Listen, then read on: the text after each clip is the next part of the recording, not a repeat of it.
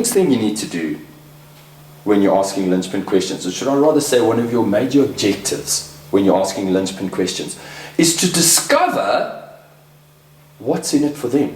Because remember, customers are not interested in your features. Customers aren't interested in the fact that we have an audio book, that we provide audiobooks to our customers. Yeah, great feature, so you've got audiobooks. But you see, what they are interested in is they want to know what's in it for me, or what's in it for them. The reality is your team gets to engage with the knowledge post the workshop. So while they're engaging with that knowledge post the workshop, they are organizing the knowledge in their head, right? So effectively, what those audiobooks do is it helps your team to continue the learning between workshop. It helps your team to organize the knowledge. It helps your team to get a complete understanding of the knowledge. In other words, it helps your team to have that filing cabinet that when they need to call on that specific knowledge, through repetition, through the fact that it's been organized in their brains, they can open the drawer, pull out that piece of knowledge. When they need it, they're able to use it. You see, that's what's in it for. Like I keep saying to you, they don't want to know about the 5,000 features or benefits of your products. What they want to know is, tell me about the 5, just the 5, that are completely aligned with what my values and expectations and needs are.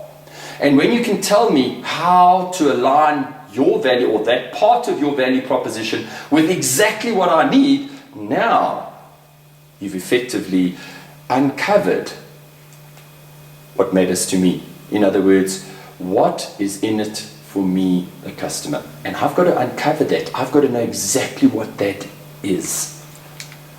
So what should your linchpin questions do? Whether you believe you can sell or believe you can't. Both ways you're right. So do you believe you can sell?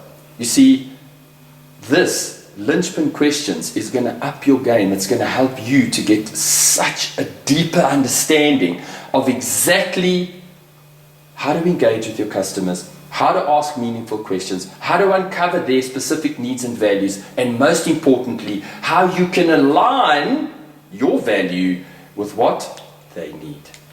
All right, so remember, we say we need to encourage our customers to evaluate new information. So think about it. Remember, we started off, the way we start developing our linchpin questions was, we started off by looking at what our unique selling proposition is. So what makes you unique and special, right? Okay, so let's have a look at my example. In our organization, okay, we don't just do one-day quick fix workshops. We engage with organizations over a 3-month period, right? So what we're effectively helping people do is we are helping customers to take, let's say, an outcome. We turn an outcome into a set of tools. Those set of tools, we then create learning modalities, or learn a platform where we have audiobooks, we have m-learning, we have e-learning platforms, etc., reminders, etc., etc., etc. So we effectively take an outcome, we turn it into tools which we put in the salesperson's toolbox. We use our training methodology to help our customers to over time, to turn those tools and techniques into their new sales success habit sets, right? So we need to encourage people to evaluate new information. So I would ask a question like, training in the past, the training that they've done in the past may not have actually helped their team to create new habits. It might have just been a quick fix 1-day workshop or 2 or 3-day workshop where they didn't get results. So I would ask a question like, how important would it be for your team to carry out all the behaviors that they need to carry out to achieve their sales target on autopilot? You see, now I'm going to make them evaluate new information, because before, training was just something, someone would pop in and, some of it would stick and some of it wouldn't.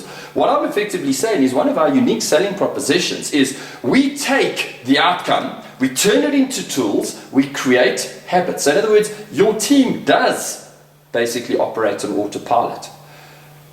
That is helping, when I ask the question in that way, like, how important would it be for your team to do everything they need to do on autopilot? Because remember, we've got habits whether we want them or not.